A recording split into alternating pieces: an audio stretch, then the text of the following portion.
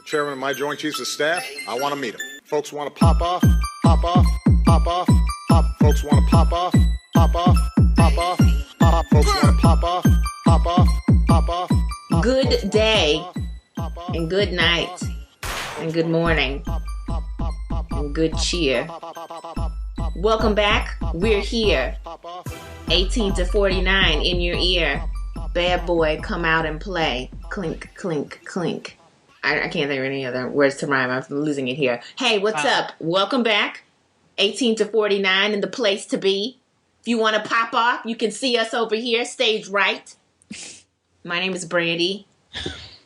Last name Brown. Just kidding. It's not it. I feel like there's a song. Last name Brown. I think it's Timberland. My name's something. Last name Brown. Okay, anyway. Over there. No, I think he said my name was Thomas, last name Crown. Oh, okay. Oh, that's a promiscuous girl. Yeah. Wherever you are. Thomas Crown Affair. Yeah, first name Thomas, last name Crown. Oh, okay. Well, my first name Brandy, last name Brown. Even though your name is... No. Anyway. For the sake of alliteration, though, it should be. I feel like that's the gift I'll give my children if I ever have them. The gift of alliteration. In fun things that their initials can spell out. I smell like Downy. Can I tell you why? Okay, do you know what almost went wrong? What? Everything? No, because, you know, when you say, I smell like, this is the 20th anniversary, or 25th maybe, I don't know, 25th anniversary of House Party. So I was like, I smell, let's see, pay. I don't remember that at all. What? Are you kidding me? I know I've seen it. I don't remember it. What is wrong with you guys out here in these streets? Anyway, what happened? That's Alea, by the way. Sorry, we didn't get to her name. Her name's Alea. I smell like Downy, and it's overwhelming me because it is that time of year again where I have taken my onesie, which if you're a longtime listener, you've heard about my onesie, but my onesie has come out of the closet, and I'm wearing it, but it attracts static like a mofo. Yeah, it does. So I was trying to figure out what to do, and I had some Downy wrinkle release, so I picked it up, and it said that it's also like a static reducer. So while I was waiting for you to get on, I sprayed myself down with it, and You can't do that. Now I'm overwhelmingly inhaling the scent of Downy wrinkle release as I sit here. You're going to be high on this episode. Yeah, I may pass out, so you've been warned. With every breath I take, I smell like... I feel like you should unzip it at least to give yourself some airflow. It's too much. Well, it's not covering my head, so unzipping it just makes me cold in front. It's like I have a shirt on, but it's still like another layer of warmth I need. Yeah. Anyway. I'm so sad I can't find my onesie. My sock monkey onesie. I don't know where it is. But I just want to let you and the listeners know in case I pass out halfway through. The reason you said viewers is because you're a Periscope star. Right. You're a scope star. You're a scopester. Man, there's so much to talk about this week. There is so much to talk about. Can I ask you about something first before we dive into everything else? Is it about House Party? No. It is about the Duggar-inspired episode of SVU that you finally watched. Oh, God. That was such a waste. Wasn't it awful? Do you know I fast-forwarded 14 times? That was probably one of the worst SVU episodes in the history of SVU. It was the absolute worst. I don't even know. Number one, there was so little. They really reached pretty hard. It was this isn't even... it's Duggar-inspired. How? There were 14 children, not 19. I know there's certain things they can't do, but... And then in the middle of the episode, it was as if they hadn't done enough. She was like, well, the same thing happened with the Duggars. I was like, oh. So you're just going to explicitly say it, girl? Well, okay. Not even going to try to help us even, let us even creatively think, oh, hey, this is like another television family. She was just explicitly. In case y'all didn't know, this episode is just like the Duggars.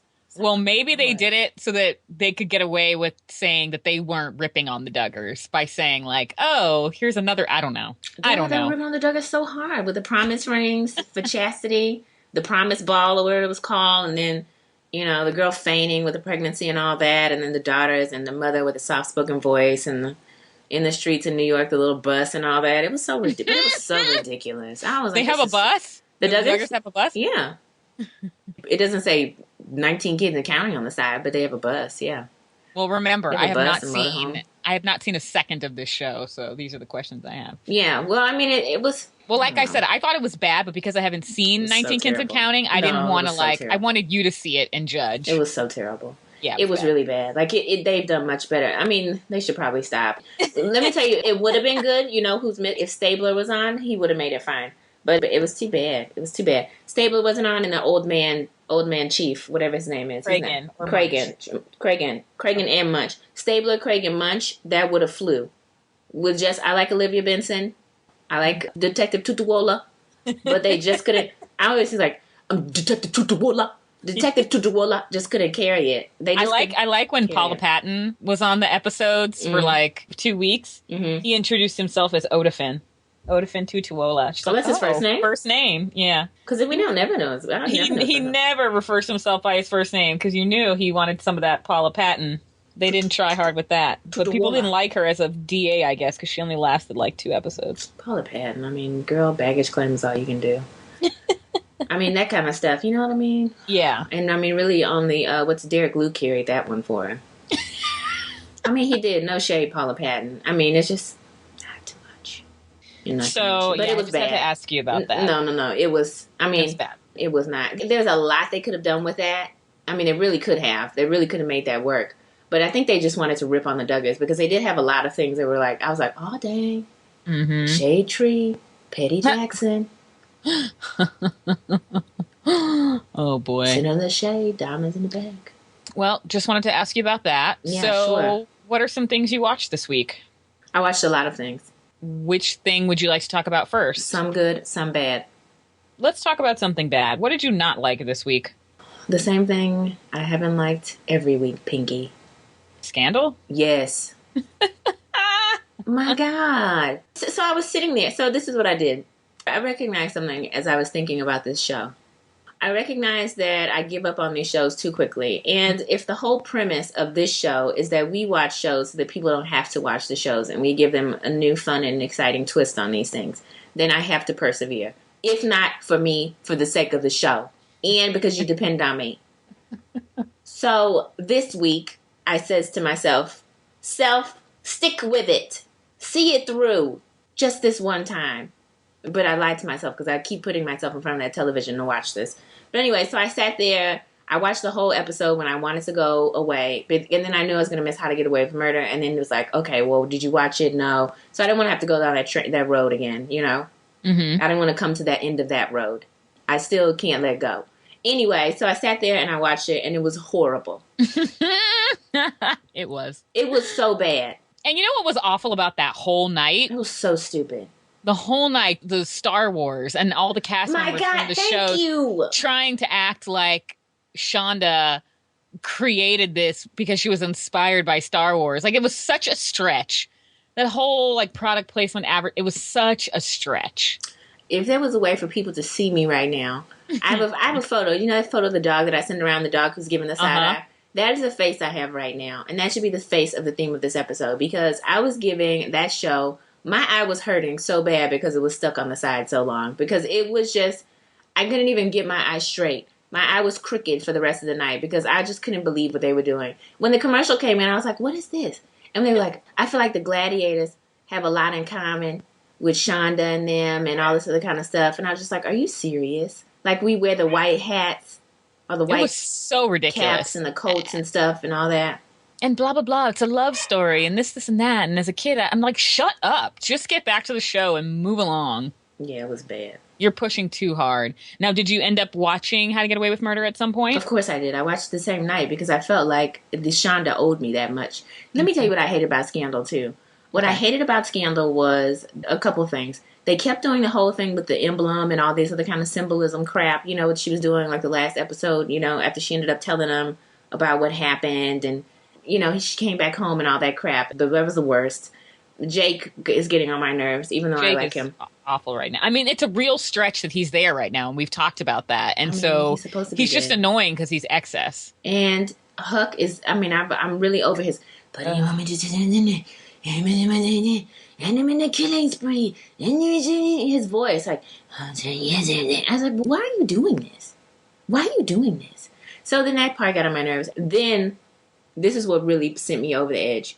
Because the whole episode, you know, with a young man who didn't want to go back to his country because of his secret life. I guess is he gay? Is that what we got at? I guess. I had stopped paying attention once we found out the real reason. Okay, I think he was gay. I think he's gay or something. Yeah. He couldn't go back because I don't even know. The reason I'm saying is because I didn't pay attention. But that whole thing and why she was the one that was contacted. And then, you know, he's there about to sign the papers.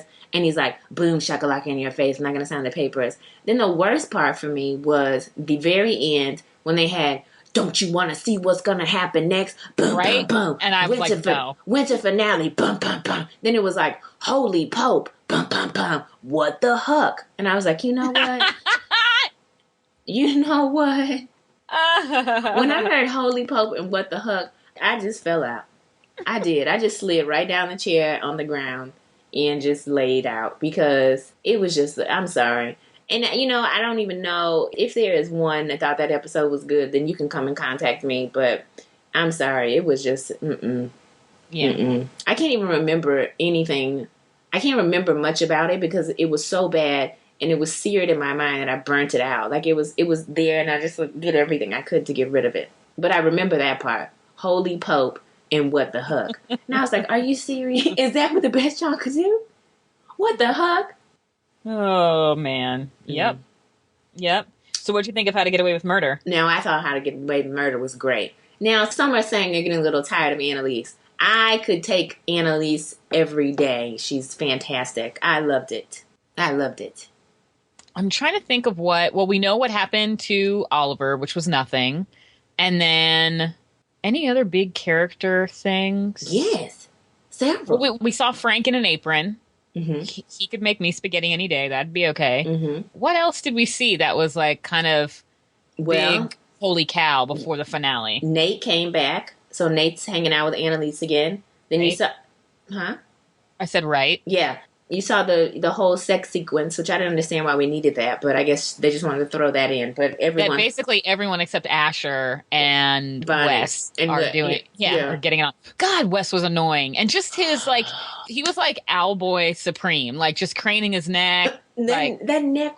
I have never seen the neck move like that. I was like, what is he? What is this, The Mask? Do you remember in The Mask when Jim Carrey's neck was flying all over the place when he was doing The Mask and he was dancing all around? It was like Gumby. It was incredible. His neck like drew, it like flipped down to his belly button. I just couldn't believe it. I was waiting for him to whack up one of those pellets. Did you ever see that in a science class when you had to dissect an owl pellet and you watched that video and saw how the owl pellet came to be? No. Are you serious? Y'all didn't do that? Not that I recall. Do you know what an owl pellet is? I assume poop, but I really don't. No, it comes out of their mouth. It's this huge like vomit pellet thing, but it's like wrapped up with, it's like all the stuff they can't digest. Oh no, I did not. If that happened, I did not participate. Okay, and then then we dissected them. It was disgusting. Anyway, that's what it reminded me of. I was just waiting for him to whack up an owl pellet, and I was in like transformation complete. It's almost like they should make, like, instead of the fly, they should make the owl and cast him. He'd be perfect. Well, that is a winter finale I am looking forward to. Oh, it's going to be great. Just because I know it will be good, you know? It's going to be fantastic. Well, the simple fact that we now know that basically Annalise and he are connected in some way. I think he's a long-lost child. That's what I'm going with. Child she gave up for adoption or something. The twist was the sister, the adopted sister. Can't think of her name right now. Oh, yeah, Catherine. With the gun in the conservatory, in the air-conditioned vent. This is like a game of Clue. But what's interesting is, I guess I was surprised about the gun and about Philip, but how do I say this? Like, I figured one of them was probably guilty, so it wasn't that huge of a shock. I didn't think she'd be in cahoots with this Philip person. It was a good twist, but I'm not totally shocked because I figured one of them did something. You know what I mean? Mm-hmm. I was just interested to see how it unfolded. Mm-hmm. I figured who else did it? You know, who else? Yeah. Well, I started to believe them because of the sacrificial lamb, I will take the plea deal type of things that they were doing. Mm-hmm. So I started to believe them. Who I hate is the DA. Why does she do that thing with her mouth? You know, she does that strange thing with her mouth. It's like frozen. Our consolation is she'll be dead soon. Well, yeah. I just want to know who shot Annalise. We'll learn that. We'll learn. We'll learn that. Very soon. Who shot Annalise? We know it wasn't Nate, because they're back in love. Yeah. Well, at least for now. They're on again, off again. Everybody but you know what? Nate. That's on again, off again, kind of done right. You know, like it's not annoying like Fitz and Olivia. Oh, it's perfect. It's not annoying like Hank and Karen on Californication. Like they're kind of doing it right because they've always been sort of troubled. Mm-hmm. And there's obviously a lot for him to deal with because he, you know, the wife and whatever. So framing. Yeah, so his emotional ups and downs are very well justified, but like the Olivia and Fitz stuff and the up and down of that are just, it's just the worst. It's too much. No, the perfect scene was when he came the first time, he was drunk, and she was like, listen, I ain't spreading these legs for no drunkard. You come back on good terms, we can talk, kind of thing. Then he comes back on good terms, and I'm like, Everybody loves Nate, though. They're like, ooh, Nate is on. I'm like, I don't really see it for him like that, but I do see it for that body. I mean, he takes his shirt off, and you know, you can tell like every black woman in America who's watching the show is like, yeah, you can come over and strip search me or whatever, you know, people say. Maybe that's just me at home. Okay, no problem. Yeah. No, but I thought it was a good episode. I'm looking forward to those interesting twists, or maybe it won't be any twists. I don't know. But what I do know for sure is that it will be better than Scandal. Oh, I know that for sure. And it will be better than Grey's, which I watched. And its winter finale is coming up. And I just feel like Grey's is like the opposite of Empire almost. like they're dragging out storylines too long. And I forget who I was talking to the other day, but we were talking about the two main lesbian characters, Arizona and Callie, and how we're both sick of them. Like, we're sick of both of them already. Like, there are so many characters who just keep having the same problems or talking about the same things, and like Arizona can't get over her ex but like is really concerned with dating, and we've seen her go through this a couple times, and it's like I'm over it. And so there are so many characters that I just feel like their time is through, and then the new characters, like I've said before, aren't doing anything for me. So I'll watch the winter finale, but I don't know what cliffhanger they're going to give me that's like anything amazing. Like they've brought in this new character that Owen Hunt seems to have a strong opposition to them having around. Like he's just so angry that this new doctor's there. So if you've watched for a while, it's quite obvious that this guy is probably tied back to his time in the military in Iraq and Afghanistan. Like he was probably another military doctor, and they were probably in the trenches together. And now it's bringing back up his PTSD. I mean, if you watch the show, you know that's Owen's history. So it's not that big of a mystery why he doesn't want this guy around. So I'm already like tired of that. And it's funny how like all of these people that he happened to know in the army somehow keep ending up in Seattle, of all the 50 states in the United States and all the hospitals among them. So it's a little too perfectly placed for me. And then before we finish talking about Shonda's shows, I think it's interesting, you know, her book came out, and so she's doing all the book tour talks and stuff like that. It was pretty good, huh? I don't know. I haven't read it, but did you hear about the interview where she talks about how she admitted to killing a character on one of her shows because she didn't like the actor? You heard about that, though. We knew that. We knew that before she said it. Well, because she wasn't admitting it. So right. Now she's actually acknowledging it, saying that. Yeah. So now people are pretty split over, does that mean Harrison or does that mean McDreamy? And who knows? That's not to say she hasn't done it more than once. It's Harrison, obviously. And probably this McDreamy fellow. Maybe she was sick of him. Well, who knows? I don't know about McDreamy. But I'm pretty sure, well, on the Harrison tip, we were on Columbus Short's front, we knew what was up about that. Well, yeah. So that's the thing, because with Patrick Dempsey, you know, people have left Grey's Anatomy, they've been killed, but they're usually killed in like some kind of sympathetic way. But what, are you laughing at me or the dogs? No, you can tell me if they've been killed. People have been killed on her shows. Like, people die on her shows all the time. I mean, she's the queen of like the non-violent deaths on TV, you know? See, I don't watch those though. So the only person that I've seen her kill was Harrison.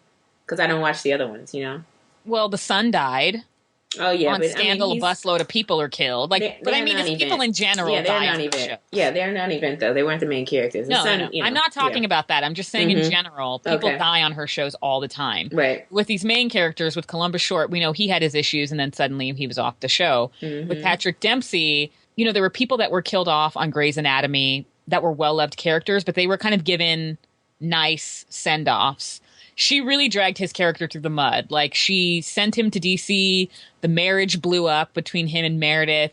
She alluded at him cheating, which is, of course, a way to get viewers like hating him because now he's a cheating bastard. Mm-hmm. And then she killed him. So there was no lovely send off for Patrick Dempsey. So, well, she at least had a funeral for Harrison too. You remember? Yeah, Harrison had a funeral. So, you know, don't piss off Shonda if you want like to live literally on one of her legacy dramas. Is she still writing for anything else outside of How to Get Away with Murder? I think she still writes Grays and Scandal stuff, doesn't she? I don't know. I figured since they got so poor, she wasn't writing them anymore.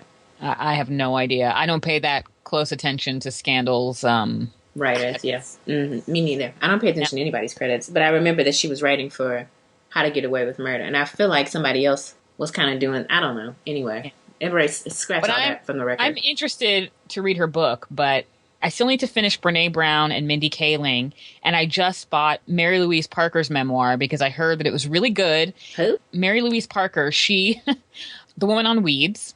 Oh. And Fried Green Tomatoes and all that stuff. Her memoir, I think, is interesting because it's written in the format, it's all letters that she's written to the men in her life throughout her life. So from her father to lovers to just various people. And I've heard that it's really good. So I got to read those before I get Shonda's because the books are starting to pile up here. Are you going to read Leah Remini's? Probably not. That interview was good. I forgot to DVR the interview, so I need to find it online. Yeah, it was really good, actually. So I may not, let me make a note. I would suggest you watch that. I meant to bring that up on the show when I watched it because that was that was like the best thing that 2020 has done since 2020 used to be a very valid and reputable show. It used to be a great news program. It used to be so, like Friday nights, 2020 was the, like. It was TGIF and then 2020, and that's what you did on Friday night. Yes, I remember watching 2020 after watching TGIF, and I would learn things on 2020. But now it's just all these different murders and all this other kind of crap, and it's just like, this isn't good. But her interview was really good. I'll look that up. The next day I woke up and I remembered that I forgot to DVR it. Yeah, so I will watch that, but I probably won't read her book, but I do want to see, have you heard about Going Clear or Getting Clear or whatever? Mm-hmm. The anti-Scientology documentary. I've heard that that's amazing. Oh, that's the one on Netflix, huh? Yeah. Mm-hmm. So I'll watch that and I'll watch her interview. Yeah, that Scientology stuff, man. Deep. Oh, my God. I have some stories, but that's for another episode. I knew it was nutty, but I didn't know it was nutty. I was like, what? What? Did I tell you that story about that Scientology? So what was crazy is when I was watching this interview, the Church of Scientology that's in New York is in Times Square. And I stayed at this hotel. I think it's called the Paramount, maybe. I don't remember. Anyway, I think it's Paramount. Anyway, I stayed at a hotel that's like 2 doors down from it, right? So when we were walking to Times Square, you'd have to walk past the Church of Scientology. And I remember thinking it was some sort of Broadway theater. So I was like, oh, look how cool this is. And then one day it was like, come inside. We're offering free coffee and lemonade. And I was cookies and lemonade. And you know how much I love lemonade. I was 2 steps from going inside of that place. What would have happened to me? Would I have come out? Yes, you would have. I don't know. You don't know that? Yeah, because my friend and I, they have a couple buildings in Hollywood. And I remember back in college, a friend and I, we went in because they were offering free, quote unquote, personality tests. And me being a personality and psychology junkie, I was like, yeah, let's do it.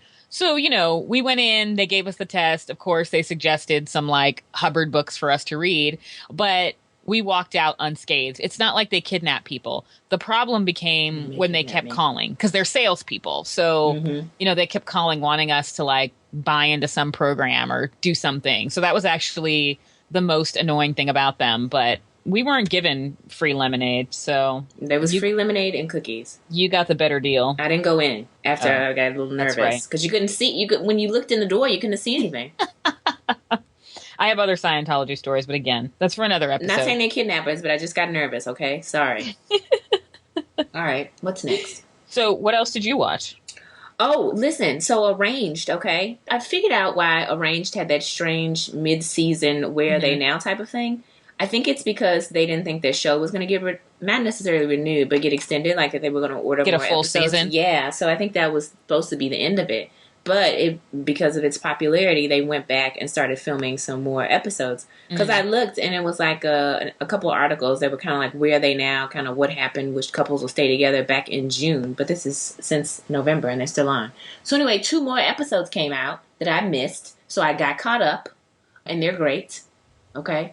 They're great. I feel like everybody should watch Arranged. I mean, I don't want to go into too much detail because I like to spend my time talking about something that really matters. Not that this show doesn't matter, but you understand. There's more pressing topics.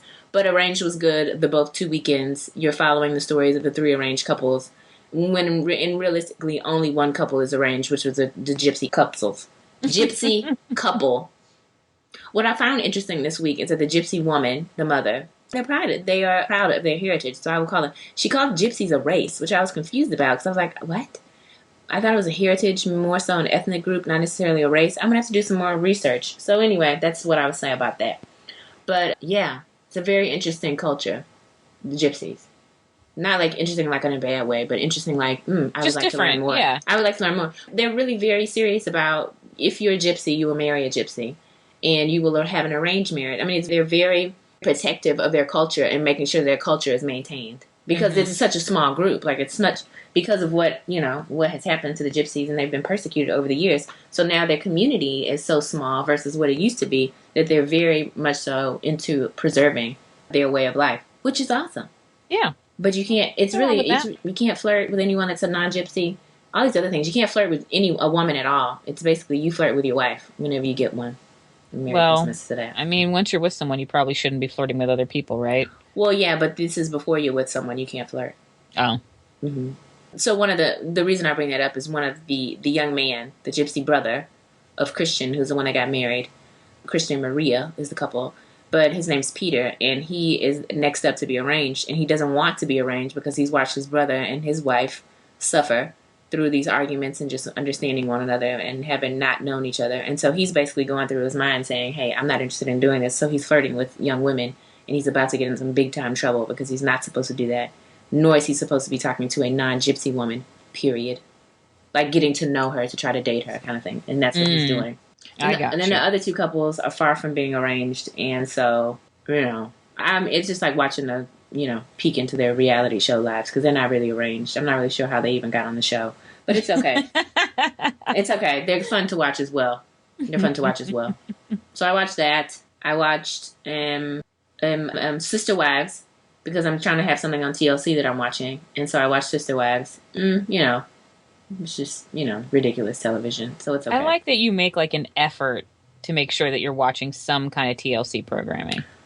Well, yeah, because, I really used to like TLC. Back in the day, I did watch 19 Kids and Counting. I watched them when there was 14 Kids special. I watched them for a long while, and I was very committed to TLC. I just want to see TLC come back to its full glory. Just like 2020 gave me a glimmer of hope when they did the Leah Remini interview. I feel like TLC one day may come back to what it was. TLC used to have a baby story on it. Such a wonderful channel. A baby story? You don't remember a baby story on TLC? Oh, that was the name of the show? Yeah, it was great. Every week you would follow a pregnant couple. They would have their baby. You would see what happened. It was such a precious show. Such a precious little show. But anyway, yeah, so I'm watching Sister Wives. The only notable thing to mention there involved with Cody and his 4 wives is that one of his daughters is dating. Here's what's interesting. Tell me what you think about this. One of his daughters is dating and is now engaged to a man that's 10 years older than her. Okay. Whatever. But here's the twist. This young man is, I'm going to give names because it'll be easier. This young man is Cody, who is the father. Cody's brother passed away, but he had a wife. And this young man that Cody's daughter is engaged to is actually that wife's brother. She's dating Cody's brother-in-law. Wait, wouldn't that be right? Right? So Cody's brother married this woman that becomes his sister-in-law.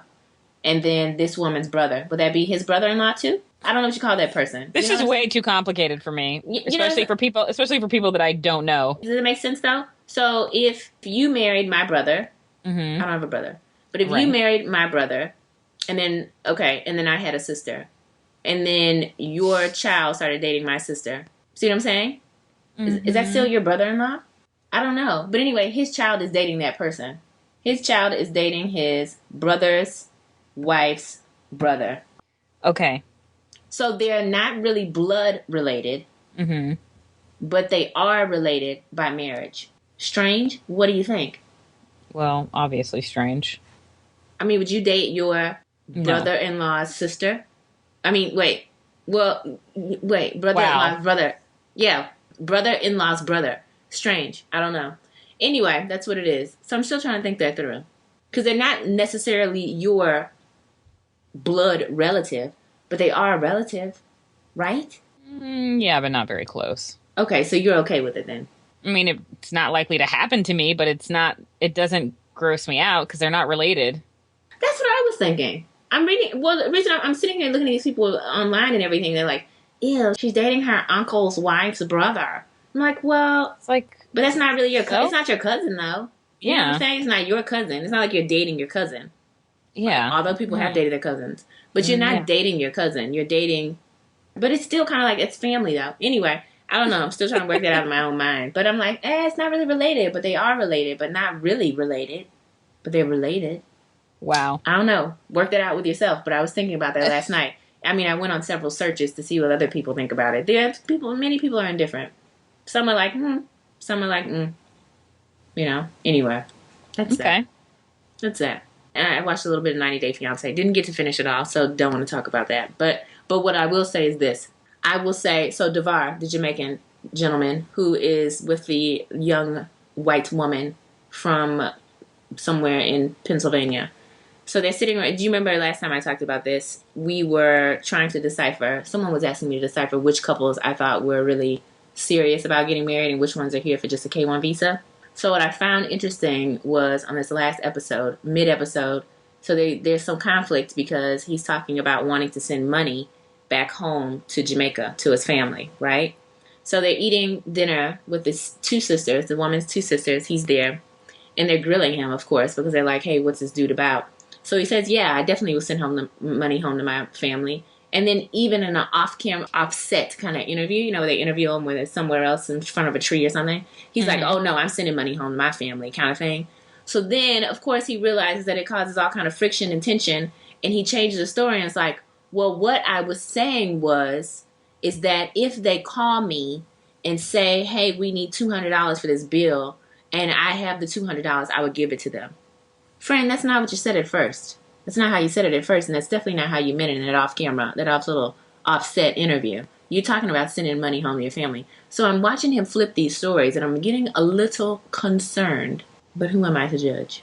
But I am getting a little concerned. Also, because we learned that he was already in process of trying to get a visa. Okay? Something ain't right. Anyway, that's it. That's it for 90 Day Fiancé. Those are all the shows I watched. Oh, I watched a movie. But when do we want to talk about that? Well, when we're done with shows. I also started watching Narcos on Netflix. What do you think of Narcos? People have told me that I need to watch this, and so I did. So is it a stick with it or a ditch it? I think Narcos... Okay, here's the thing. So I did kind of fall asleep in one of the episodes, but that's because it was raining and I got a little tired. But the point is Narcos is really pretty good. And maybe it's because... So here's a couple things you need to know about me. I'm a little bit of a nerd as it relates to documentaries as well as biographical type of dramatization pieces about people. And this Pablo Escobar... Whoa. So you learn a story about this guy. I didn't really know a lot about him. Still don't, but I'm learning. And he's in Medellin, Colombia. And this man is making like so much dough. Like, it was like some odd $1 billion a day. It was ridiculous. On a week or something. It's just extreme how much money this person is making. And it came to a point where he was making so much money because they had to at least try to some way to legitimize all of it. He was just burying it. Putting it in sofas, the ground, people. No, I'm kidding about the last part. But yeah, that's what he was doing. It's just incredible. He tried to run for office, and he did.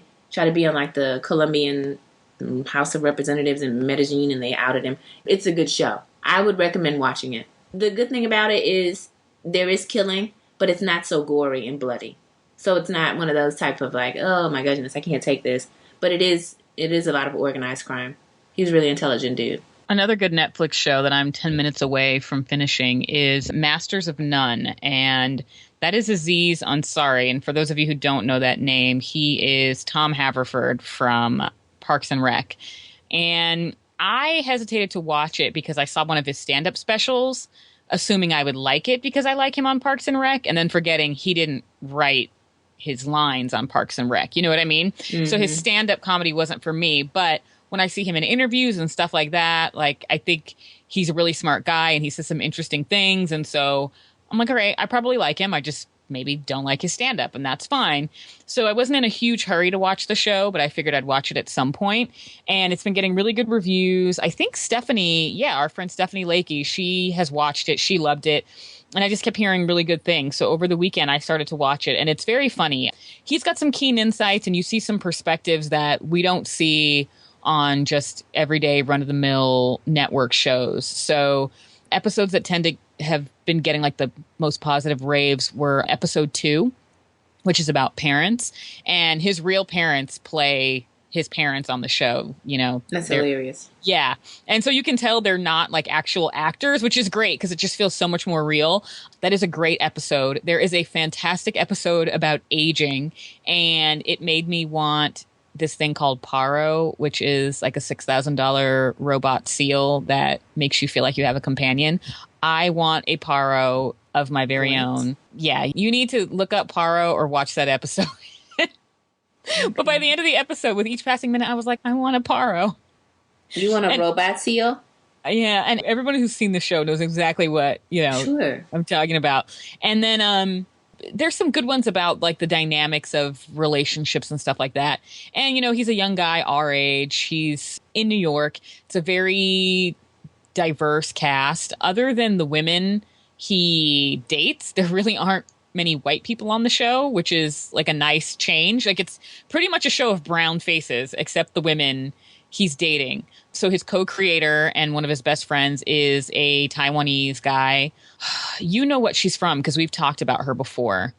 Lena Waite, I think her name is. I think she's in or helped do something with Dear White People, but she's Hillman Grad on social media. Yeah. Mm-hmm. She's his like best girlfriend on the show. Mm-hmm. And so his friends are really interesting. It's a very, very funny show.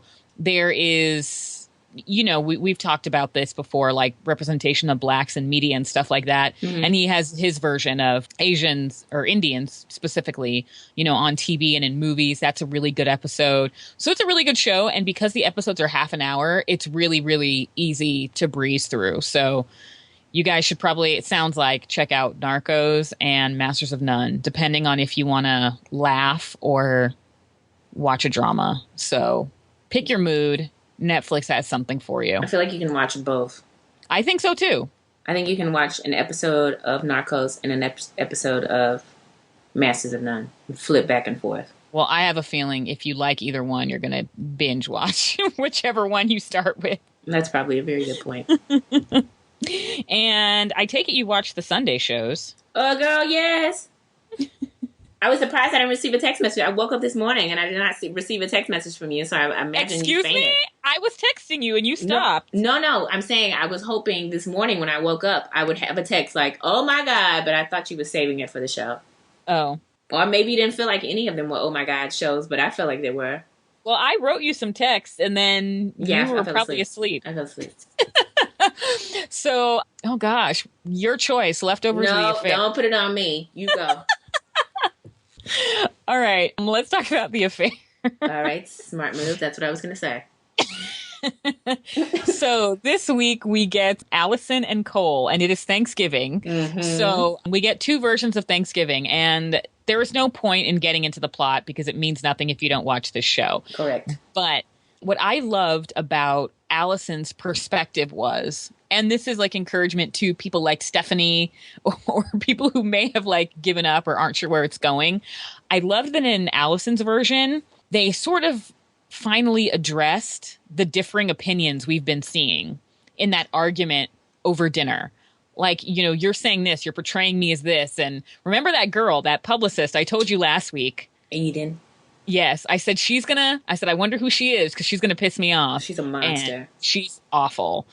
So I think it's great that we get an acknowledgement of, and we actually hear one of them, in this case, Allison, say the words of like, how it started. Like, you followed me. You watched me having sex with my husband. Which you know. is so gross when he was right? Such a freak. So it's nice to see like an acknowledgement of that and kind of tying in those season 1 things. Mm-hmm. I think in Allison's story, the moment that broke my heart, and I knew she was going to say this just the way the conversation was going, but the moment that broke my heart was when she and her mom were talking and she was like, it's done. The house is in escrow. I was like, oh God, why? And poor Athena, you know. So the thing I thought was kind of a little different was that obviously Noah's account of that little retreat center that they were at and their relationship is a lot different than what it actually was. Because you remember they were living together in that compound and they were enjoying one another's company and she was taking all these classes and the Reiki healing and all these other things. And it seemed as if they were getting along and if they were enjoying one another. And then come to Allison's version, she's like, how long do you think you're staying here? And there was a lot of tension when she was talking to Allison about there's also Noah. been maybe some months months that have passed as well. Sure. But also, I mean, I guess she figured, you know, Mom, you're coming for Thanksgiving, and she had like a suitcase and some extra bags. So maybe she was kind of like, well, you can't just live with me and Noah, but who knows what happens in the months that we missed. We've skipped. Which is weird because I thought that this was all going down in the summer and she's like huge and it's Thanksgiving. So yeah. She went from like not pregnant to huge. So I'm wondering how many months we skipped because I could have sworn that all that pregnancy, all that jazz happened over the summer. But anyway, yeah. So they're still in the same apartment. That was one thing we had mentioned. That apartment looked different, but that's the same apartment that he got arrested in. Yes, that's the apartment he got arrested in, which looks very expensive. So I'm curious to know like how big his book advance was or where that money initially came from because we know they're going to run out of money soon. That was the book advance. You remember it was $500,000, or that's what he said. He said that's what he said during. So I guess what ended up happening is I guess he changed the ending. It gave Harry the ending that he wanted and got his advance. So maybe that's what happened. But to me, and again, it's TV and these people's money, but that just seems like a huge way to blow all your money really fast because that's New York. That is not cheap. You guys had no furnishings. So they have a whole house. They have a 3-bedroom, painted furniture that looks like it came from West Elm. 4 bedrooms because they have their room, the girls' room, the boys' room, and the office. Oh, 4 bedrooms. Yes. Nursery. 4 bedrooms, West Elm furniture.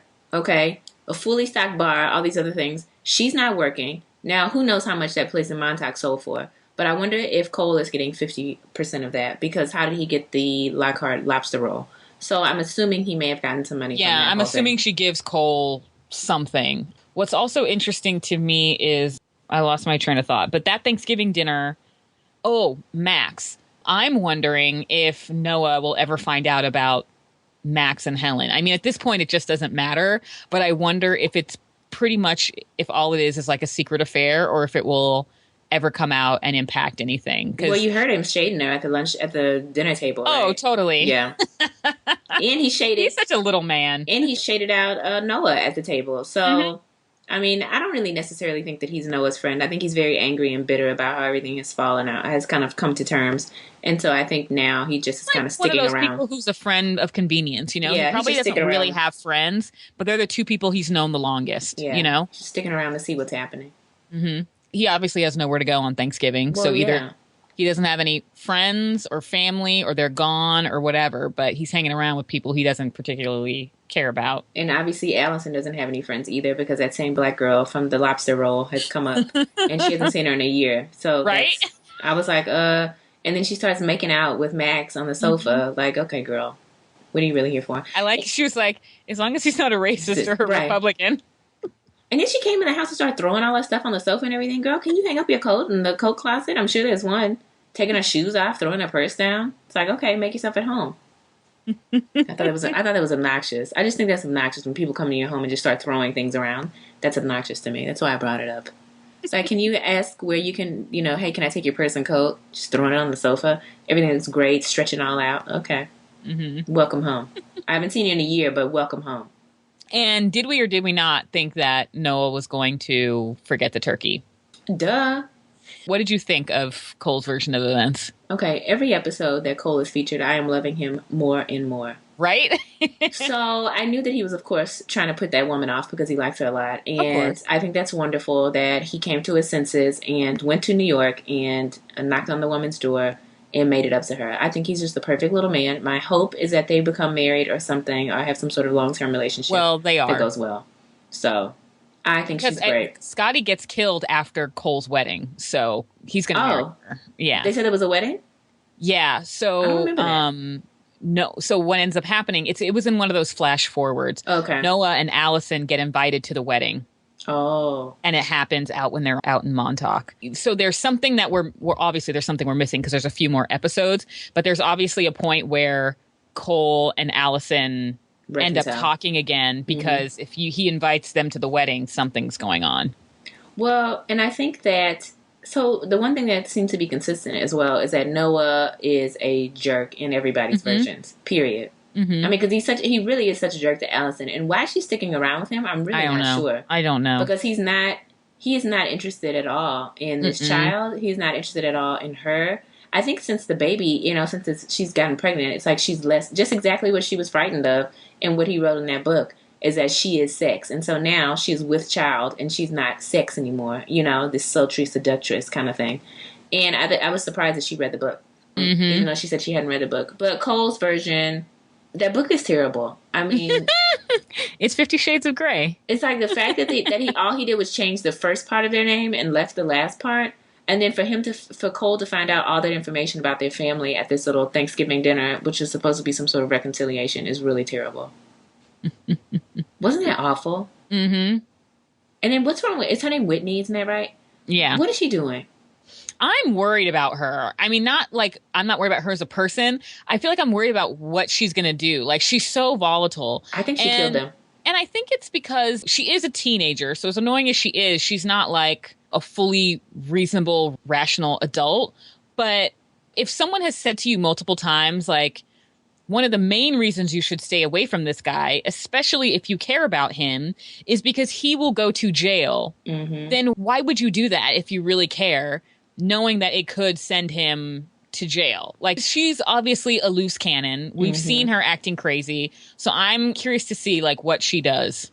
And, some people were saying, and I think it's true, once she was in the car with Cole, that's the first time, well, not the first time.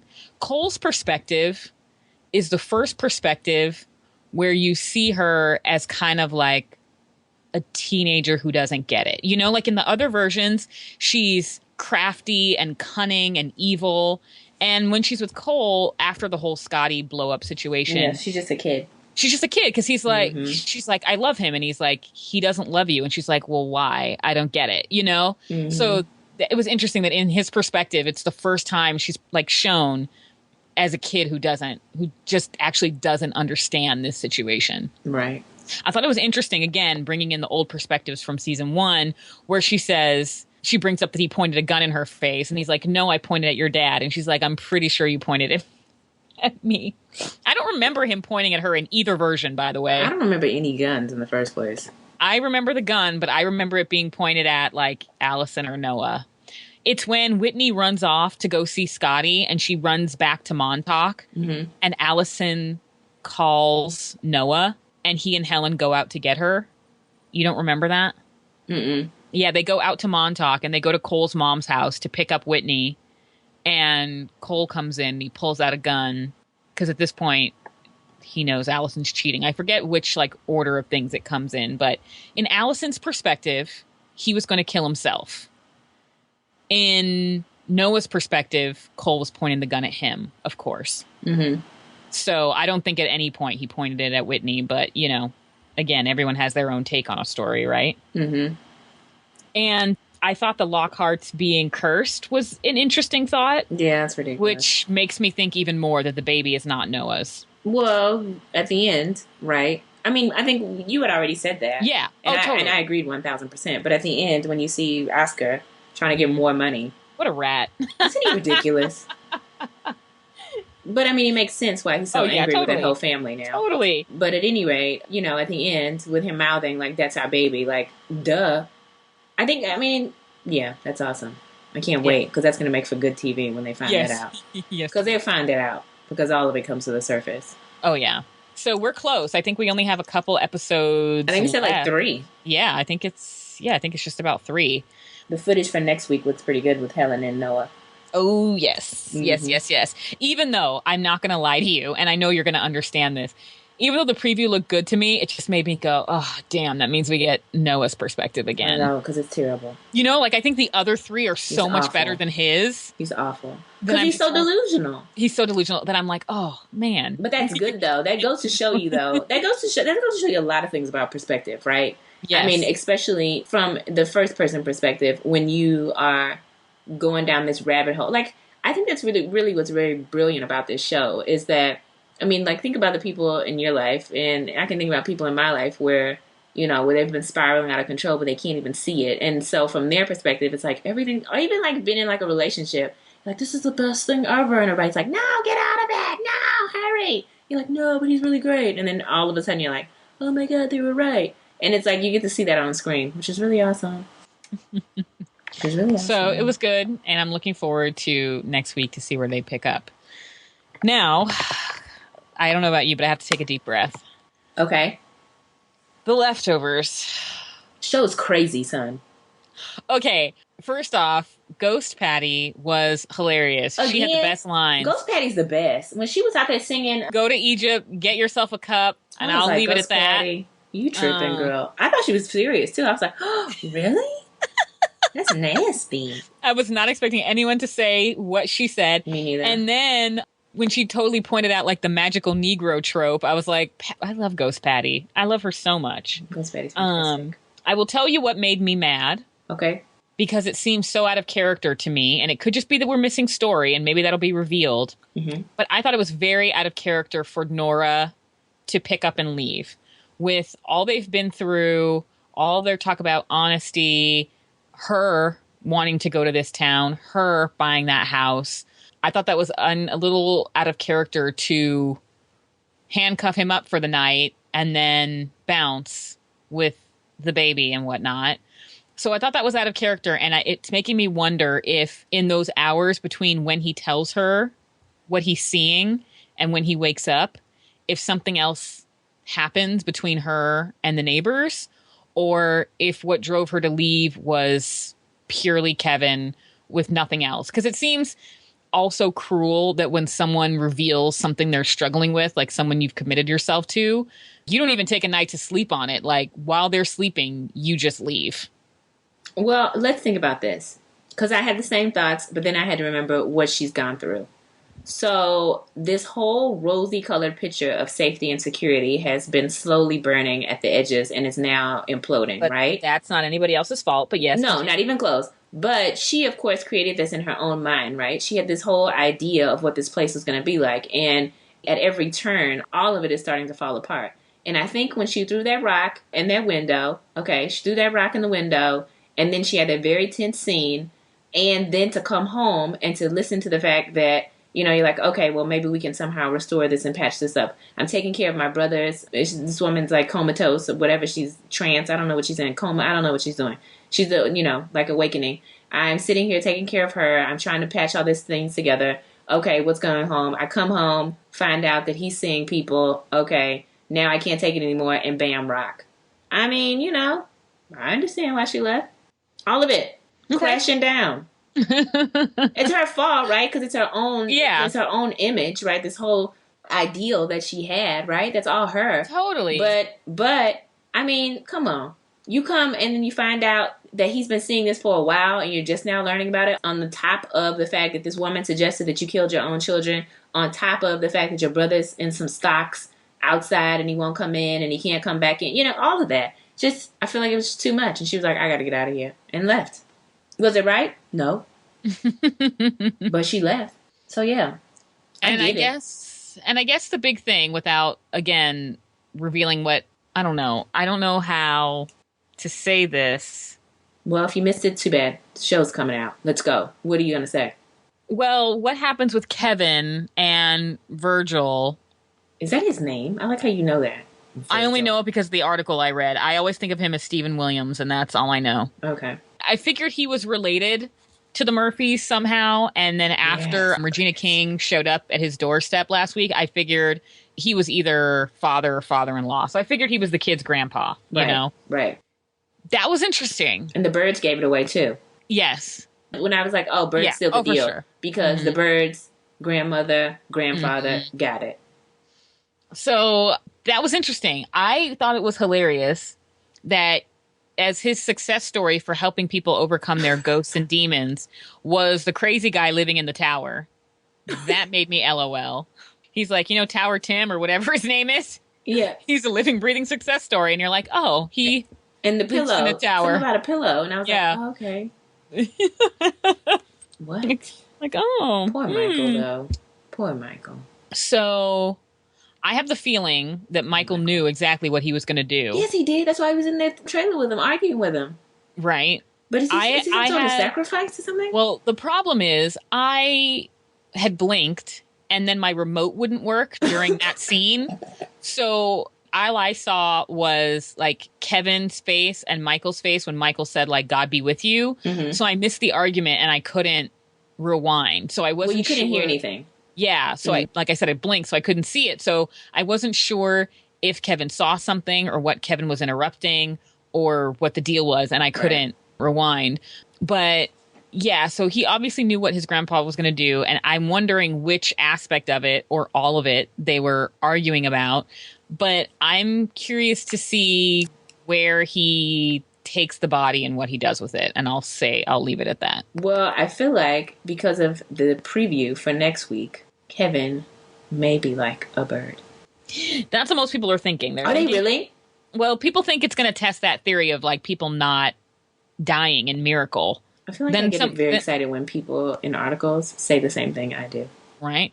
And then there's the thought that it's too on the nose by saying he rises 3 days later. Not that anyone is saying Kevin is Christ, but kind of the analogy of being dead for 3 days. Got it. Like that might be too much religion. Yeah.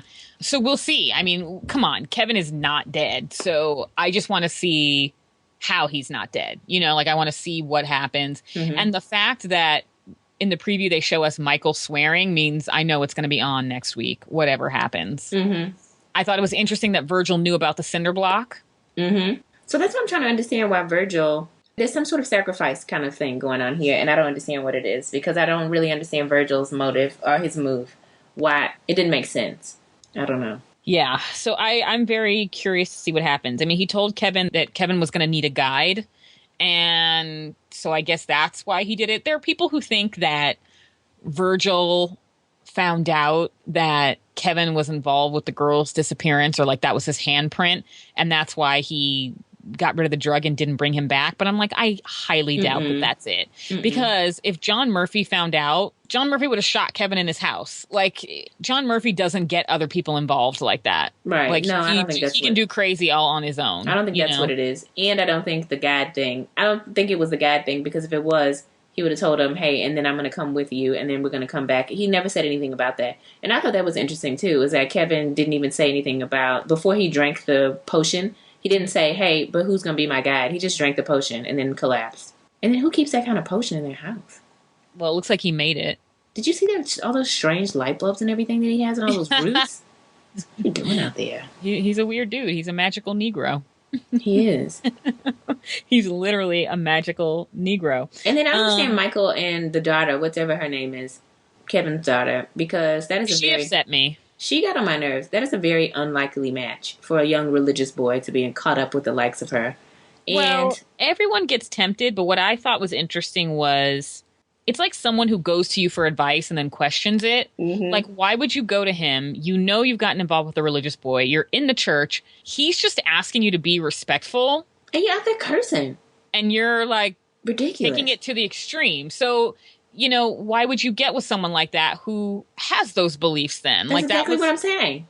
That was upsetting. The other thing that upset me was this, and I know there are people who disagree with me because she's a teenager and she's had a hard life. But what I was saying was, of course, on AV Club, where I stay up until 1 o'clock in the morning because they post the reviews really late for The Leftovers for some reason. I get that she's a teenager, and I get that the departure and all of this happened. This has been the last 3, 4, 5 years of her life. It's been crazy.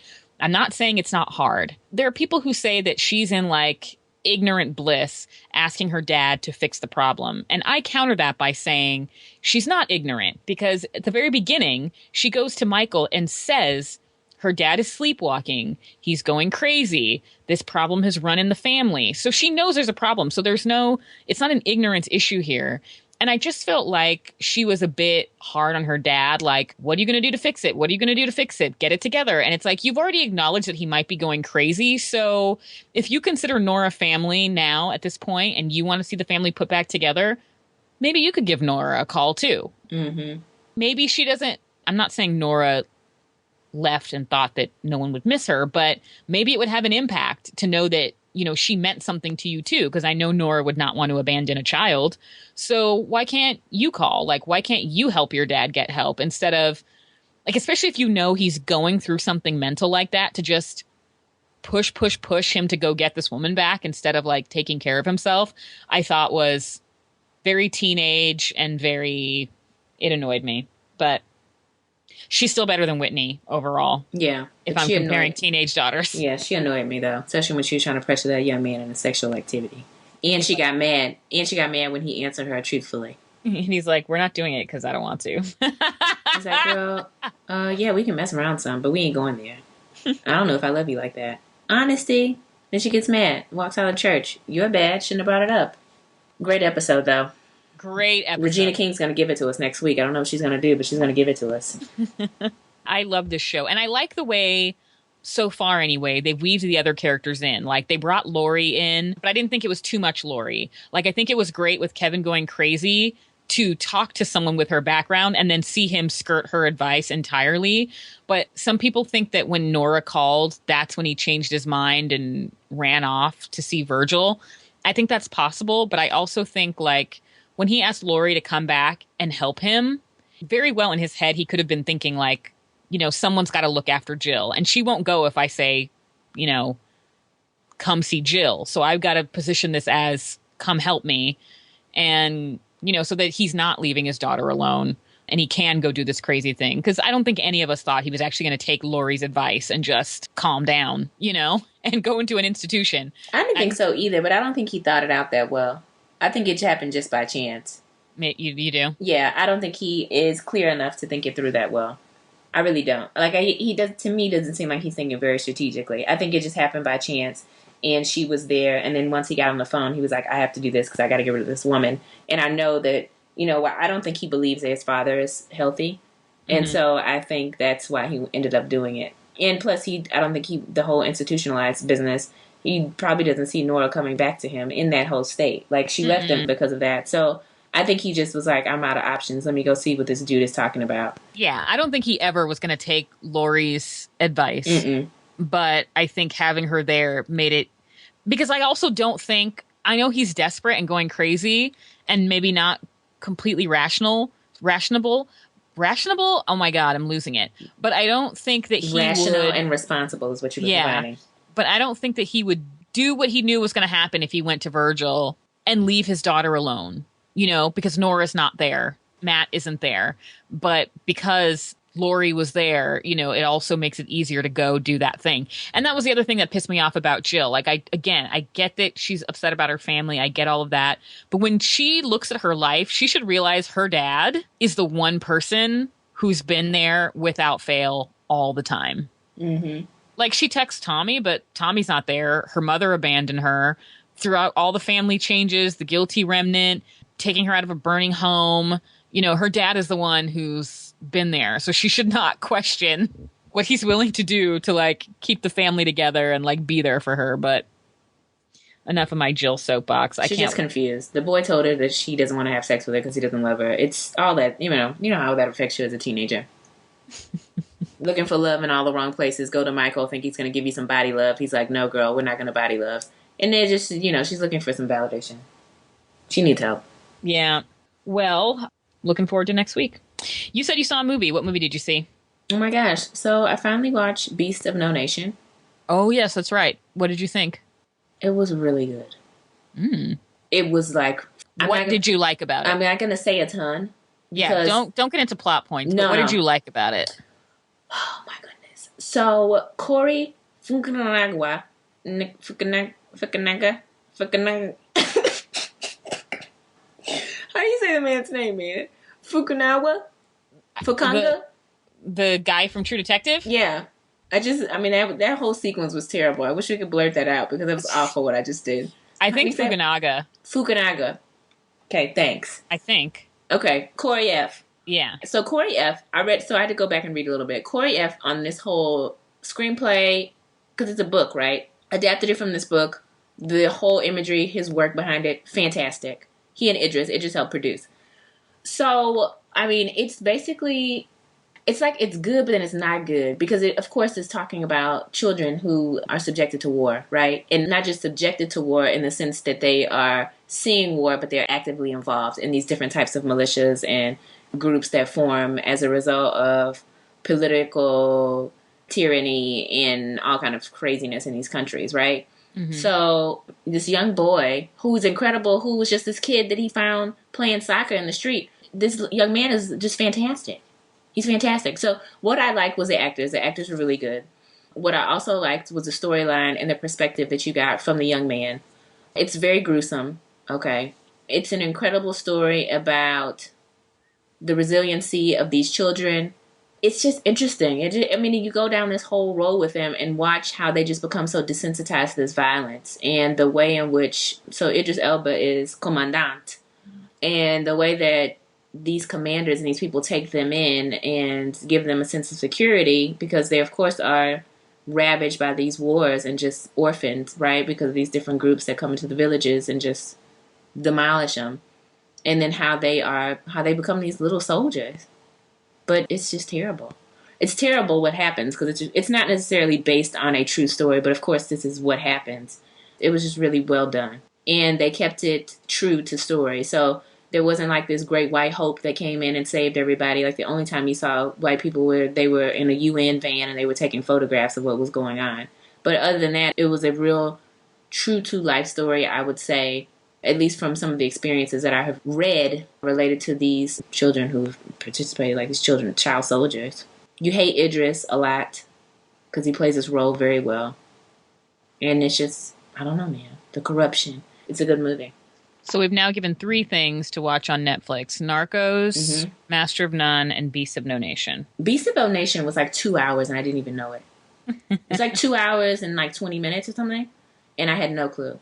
That's always the best. When a story is so good, it almost doesn't matter how long it is, and you forget. Like, when it's over, you're like, oh, it's over, you know? Yeah. It's a really good story. It's sad. It's terribly sad. But it's really well done. And the film, even though I hated Idris in the film, his character, I was supposed to hate him. Mm-hmm. But there was something that I saw in him that made me remember why he was my boo on last year. And so I sent him a text, and I'm not going to say too much, but I think we'll reconcile our relationship. And we're only a month away from Luther. So, if his performance in Luther is fantastic, you know why. Yes. He's back with his original boo. Oh, babe. No, but you should check it out. It's really good. Yeah, it's on my list. Did I say enough? Is that enough of why it was good? I think that's good. Okay, because I don't want to get into plot, because you have to see it. You have to experience it. But the imagery is wonderful. You really get the feel. It's really good. Mm-hmm. It's on my list for sure. And I think our friend Abe liked it too, right? I don't know. Someone agreed with Somebody you. Watched it. Yeah. I can't remember. Do you have any pop culture stories this week? Because I can only think of one. Yes, go. What's yours? Well, do you have one? I have 2. It's probably the same one. Oh. I have 2. Why don't you go with yours then? Well, mine's from today. Oh, Patti LaBelle's Pies is like the only thing. Yeah. Isn't that dude fantastic? And of course, I was so annoyed because it happened as usual after we recorded. But I thought it was pretty cool. So for those of you who are literally living under a rock, Patti LaBelle apparently has $4 pies at Walmart. And $3. Huh? $3 and something. $3.84. There you go. At least in California. I saw some sign in another state where it was $4 and something else. Mm-hmm. But in California, they're $3 and something cents, which even on its own is really cheap for a pie. Yeah. I can't go to the grocery store and buy a pie for that little. I wish I could. And apparently this pie is amazing. People love it. And there was a guy, he was already starting to sing a little bit before he tried Patti's pie.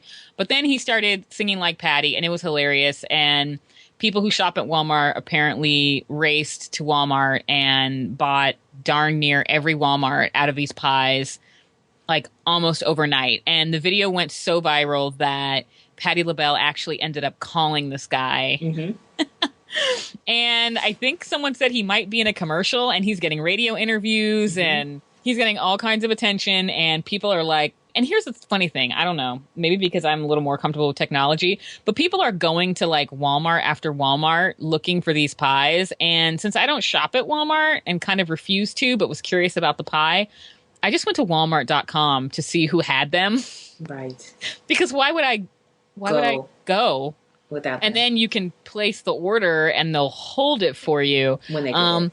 Some people just like to be crazy. I feel like some of the people who race, they just want to run up there because they want to be a part of the pandemonium. They want to love the pandemonium. They want to be part of the pandemonium, and I think the same people who raced out without checking to these Walmarts are the same people who are into Black Friday. Like, yeah. It's that kind of mentality. And so for me, I'm like, can I get it easily? Nope, not interested. Like for me, I'm like, if it's that good, I'll wait until the hype dies down, or like I'll wait till after Thanksgiving when everybody is like sick or whatever, or kind of past that mentality. But I would love to try it, even though I'm not a Walmart shopper, because I love sweet potato pie. I hate pumpkin pie, and I hate making sweet potato pie. And even though I asked my mom to make one this Thanksgiving, she refused. So I hate Walmart. I hate Walmart. So if I don't buy somebody's sweet potato pie, there will be no sweet potato pie this year. Can we talk about the gentleman who did the video? His name is James Wright Chanel. Please follow him on Facebook. You can. He's hilarious. What a lot of people don't know is that James Wright didn't just start doing videos when he did the viral Patti video. Mm-mm. James Wright was the genius behind the I'm in love with the Coco video, if you remember. Oh, that's right. I didn't like that video. That's why You didn't like it? The one where he was talking about the gospel woman singing, and he was doing I'm in love with the Coco and talking about the church and all that. So that was him. That's him. He's awesome. It's hilarious. That was him. He also did Try Me. He did a Try Me video where he was talking about, hey, this is from the lady in the church and whatever. So he's been doing videos for a long while. Like, this is not his first rodeo. Yeah, he was obviously very comfortable too. So yeah, he's hilarious. So he's been singing and everything else. But I mean, finally his video comes. He's hilarious. And I've seen him before, but I just never knew he was. So now I follow him on his page. But at any rate, he's gotten like 251,000 people are now following him on Facebook. Almost 252,000. And they said... Did you see when his friend came over and was eating the pie and dropping crumbs, the follow-up video? No, that was I didn't hysterical. know. But they said that basically Patti LaBelle sold $2.3 million worth of pies. She did. And can you... $2.3 million worth of a $4 pie? Exactly. Like that's the greatest in the history of like the best-selling item probably that's ever set foot in Walmart stores. It is. And they honestly... I cannot say that those pies would have done as well without this young man's video, because there were people, I don't know if he's got any leverage, okay, but there were people who were posting on his thing, like they bought 20 and 30 pies. Mm-hmm. Like one person was like, I bought 15 pies because of your video. And I mean, if he was sitting, I don't know if he sat there and added up how many pies, but that man this guy sold a ton of pies. Yeah, and I mean, I think her pie was flying under the radar because... I didn't even know she had a pie. I didn't know she had a pie until this video, but even when I went to the Walmart website, there were a couple of reviews, all of them high, that said like, oh, this pie is really good, so the pie has been around. I thought, the way it came out of nowhere, I'm thinking, oh, this pie just came out. He's making this video, but the pie had been out for a little while. Not a long time, but a little while, and it was flying under the radar. And his video, I mean, it tipped the scales. The fact that Walmarts around the country were sold out, the fact that, like, in California, like, people in LA are calling people in Orange County, probably because they're just going like, well, white people aren't going to eat sweet potato pie. People are like, I can't find one in LA. Whose Walmart has a sweet potato pie? And all these people are like, I got the last pie. I mean, these pies would not have sold that way without his video. And good thing they had him in the warehouse because, I mean, his video came out Thursday. So obviously the pies had to be made. And to sell 2.3 million between like Wednesday, Thursday, and Sunday is insane. His video was hilarious too. It's insane. When he was like, Patti! Miss Patti! On my own. And then what drives me crazy is everyone else trying to get, pardon the pun, their piece of the pie. Yes. Like doing the same thing. Pie video. Showing their pie and then singing. And it's like, okay, got it. He this did young it. man did it. It's great. Carry on. Yeah. When he was like, Patti, what you seal? But when he said, Patti, what you seal this pie up with? Gorilla glue? It's hilarious. When he was singing and flapping his arms. Love him. People try so hard to manufacture something viral. And unless you're like Jimmy Kimmel level with that girl who caught on fire doing that twerking thing, like most of the time, if you plan to do something viral, it's not going to work. It's usually the genuine stuff that gets passed from like friend to friend, here to there, and then someone catches it and it blows up.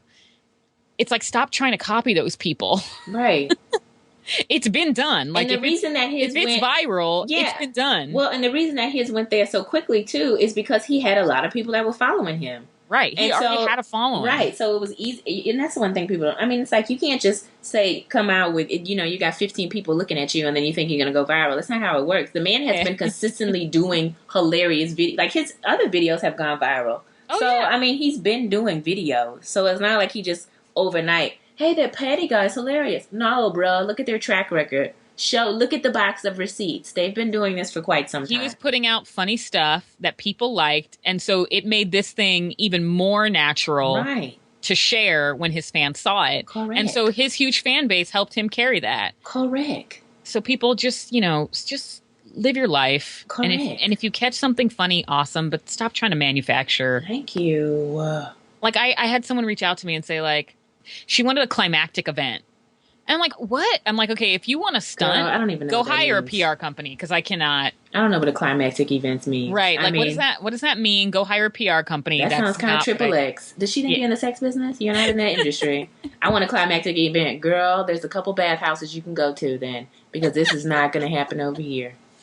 So what was your pop culture story? My story is about a young man named Barack Hussein Obama. Who on today... Something finally happened before we recorded. Who on today decided while he was in Turkey that he has just had enough. He has had it up to here of you people talking to him about plans, about Syrian refugee crisis, about the tragedy that happened in Paris and attempting to blame Muslims when it indeed is ISIS, and ISIS is not reflective of all Muslims or any Muslims. He's sick of it. And he's tired of all your opinions. So he basically told y'all, listen, folks want to pop off, give me some solutions then. I was waiting for him to clap when he said it because he took it to the streets. Okay? I was waiting for him to be like, folks want to pop off, come with some solutions. But he didn't clap. But I feel like he was 2 steps away from clapping. Because he went, I mean, he just snaps. He was like, folks want to pop off, then come give me. Then he was like, then come bring me some solutions. It was like he came back to himself. Like he was like, Let me not go too far. What I would like to point your attention to is one of my favorite blogs, websites, whatever you want to call them, Very Smart Brothers. They have been around for quite some time. They have a very hilarious article. President Obama, folks want to pop off, is the blackest thing that ever happened this week. I was just going to say there are already, I didn't know it was Very Smart Brothers, but I saw a glimpse of it. I was going to say there's already an article saying that it's the blackest thing that's happened this week. And it was, their article is, I mean, I love these two. Panama and Damon are like hilarious. I have loved reading them since I was in college. And they have a book. I have their book. It's really good too. And it's phenomenal. But I mean, it's hilarious. My favorite line from their article was something related to, the only thing that would have made this better is if he would have found a way to work in, ISIS is going to get this work. Because that's the straight up and down blackest thing you can say too. Folks want to talk, folks want to pop off, ISIS is going to get that work with a clap. I feel like Obama, between now and 2016, as he's kind of in his final lap, he's done some really fantastic things. He's taken that victory lap. I feel like he's about to get rugged. I feel like he's going to continue to give us some of these things that we're looking for around folks who are going to pop off. And I think it's going to continue to be a beautiful thing. And hats off to him for finally just giving them that work with his words. And that's the only thing there's also a cute baby on my Facebook page. I'll tag you in the video. Please look at it. Oh, please do. Please That baby is hilarious. It's almost like the Evil Eye baby, but this baby is, the mother says, show me your angry face. And she does this face and it's hilarious and it's so adorable. So I'll tag you in there. Sounds good to me. You can choose to share it if you like. Uh-oh, there's someone calling in. We have a live caller. I'm just kidding. We do not. That's all I have. Well, that's it for today's show then. You guys can find us online at 18to49podcast.com. You can email us 18to49podcast@gmail.com. We're on Facebook 18to49 and Twitter 18to49podcast.com. I'm looking forward to next week because we do have a couple of winter finales. I do plan on being disappointed by Scandal, but I think that How to Get Away with Murder will be very satisfying. So, and our Sunday shows will continue to deliver. So, what? The way you're like, and our Sunday shows will continue to deliver. They will. I just have that much faith. Because if folks want to pop off and talk about our Sunday shows, come get this work. That's it for this week, folks. See you next time. Folks want to pop off and have opinions about what they think they would do. Present a specific plan. If they think that somehow their advisors are better than the chairman of my Joint Chiefs of Staff, I want to meet them. And we can have that debate.